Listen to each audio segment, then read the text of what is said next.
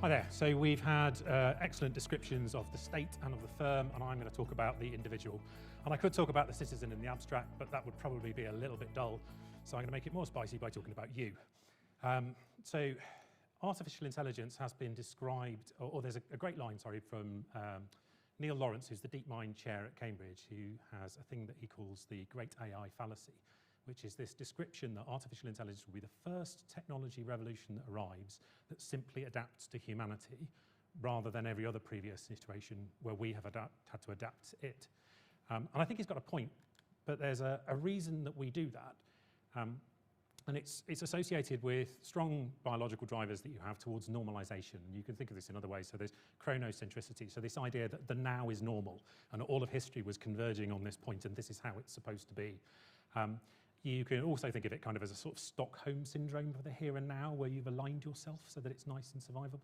And if I was to describe to you a conversation in April that took place against the backdrop of a really severe cost of living crisis, in part driven by war ravaging Europe, the Houses of Lords and Commons debating the effects of revolutionary technology and serious impacts on jobs, you would kind of think that I am talking about now, but it's exactly the same as a conversation that happened in 1812. And this was a conversation between two people who were trying to decide whether they were going to take revolutionary action to go and stop the emergence of a technology, branding themselves under the name of the followers of General Ludd, now known as Luddites, and we tend to think of those as reactionaries who dislike technology itself.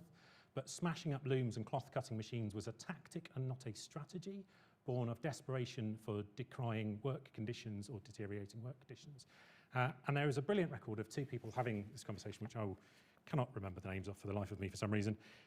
So John Booth is this guy who's arguing that they don't go out and smash up this mill that belongs to a guy called Cartwright. And he says that he says, you cannot say that the machine is evil. That is absurd. The problem is that the owner gets all of the benefits. It might be a man's chief blessing instead of a curse if society could be differently organised. And the guy who's arguing against him, George Miller, convinces him with three words and turns around and says, if. And that sways the crowd, and they go out and they smash up the mill. Only that's not quite what happens, because the mill owner has recruited a whole bunch of soldiers and it ends up in a bloodbath. And that whole movement is described as dying on the scaffold. So in some ways we have been here before. And there's also the end of those people has a little data security story, which I can tell you but won't have time for now. So now that I have stretched your minds by thinking about the clock in a different way, and that ability to stretch the mental elastic, which requires force, and when you stop looking it will snap back and you will normalize to the now, it's one of two things I want to do as the navigators of the future. The first is, as a navigator, you have to understand the clock, and you have to understand the map as well. So I've drawn you a handy map. There is always going to be a limit, so there's going to be the bounds of physics, so things we can never do. And then set against that is this other envelope, which is the technologically possible. And it's always going to grow, and it's never going to grow in the same direction at the same speed, and there'll be shifts and lumps that occur in that.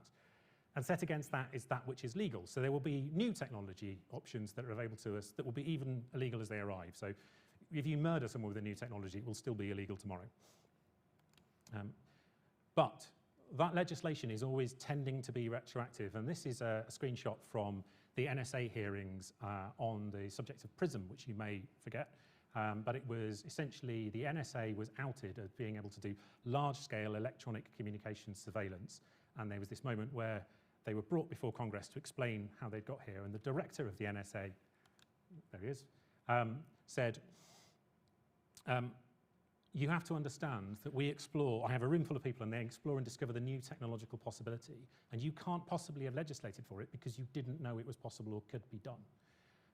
And so it's important to understand that the legislation will always lag that technological aspect to it, but that's also something that makes sense as well when you think about it. It's not necessarily always a failure of anticipation.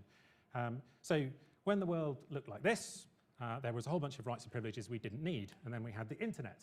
And until this happened, you didn't need the right to be forgotten because it wasn't a practical risk or harm or offence in your life. So this is the ICO, there's another one in the EU, which does the same thing. And arguably you could think of that as a phase where we would describe it as the era of curation. or mass curation, but we are arguably now taking that step and using it to build the next phase, which is the era of mechanized creation. And that in turn is going to create new forms of challenge in the rights that we would understand. So in the era of curation, copyright was a really stable and understood thing. And this is a letter from the Copyright Review Board in the US telling an artist that he cannot have copyright over a machine-generated image. And if you go and talk to any copyright lawyers, they will tell you this is very, very far from a settled issue, because the technological and social background against which this is established, this right, is starting to be changed. And even more near-term rights and privileges are going to be a bit different. So we have tended to think of, if you comply with GDPR, it's fine. You must also be wary of, to steal a line from Heather, if you go for a compliance-based view of ethics, you will end up in a tick box mentality, which is not going to be good enough. But that was also based on a von Neumann idea of the machine, which is you have this box which has the memory and it is separate from the algorithm that does the processing. So here's my data, I put into a machine that does ×2, and that doesn't change what the system is. This is the diagram from OpenAI describing ChatGPT. And this big web here, you can see of all of the weights, is fed from a huge slice of the internet, but they don't keep the slice of the internet. It's the weights that encode all of that. So when you have a system that is essentially an embodiment of the data that has been used to make it, the idea that you can treat it in the same way as we had when we built GDPR, or when legislators built GDPR, starts to become difficult.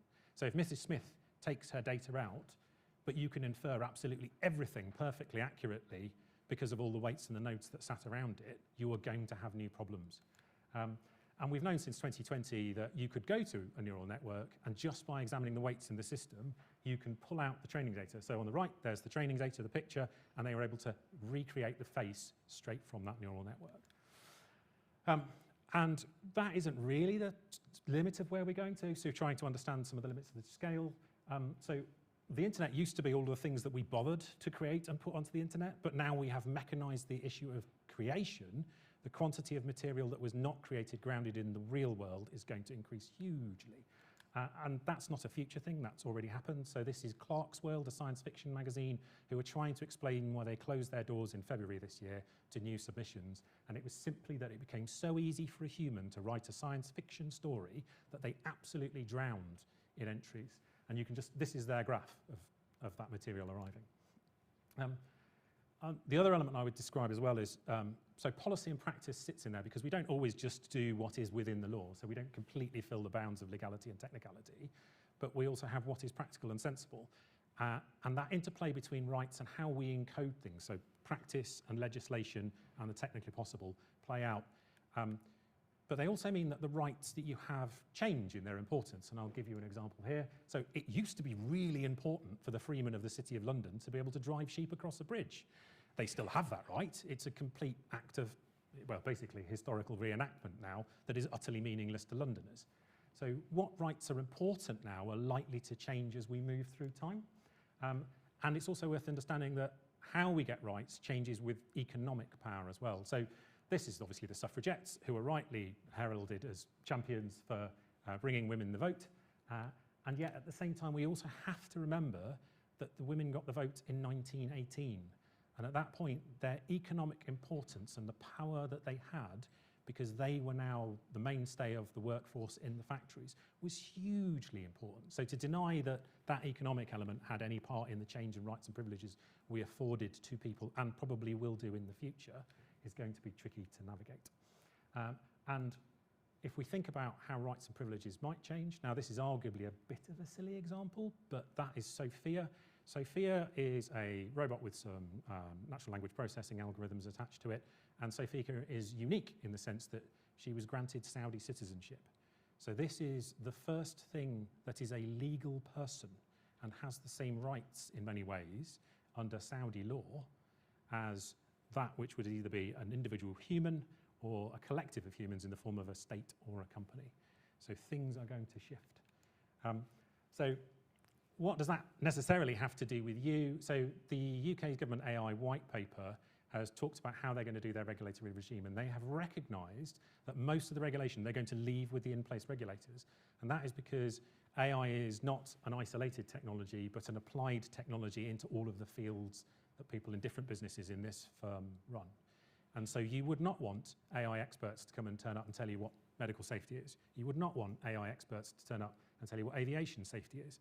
You would want people to be able to engage with the expertise in that field and tell you what good practice is and how best to apply it, which means it's going to be a practitioner's activity. So that policy and practice which shapes it is going to be defined by all those people who are experts in their field already. And that leads me to this picture, which is the history of names is often useful. So a company was a group of people doing a thing, which is why you have a ships company, you have a commercial company, and you would have a military company, because they were all just a group of people doing a thing. And the leader of a company was always a captain, which is why you have a military captain, you have a ship's captain, and you have a captain of industry. And if this room isn't full of captains by other names now, sat around working out where they're going to take their organisations and how they're going to deal with the practitioner element that becomes the rights and principles and practices of tomorrow, I don't know what this room is.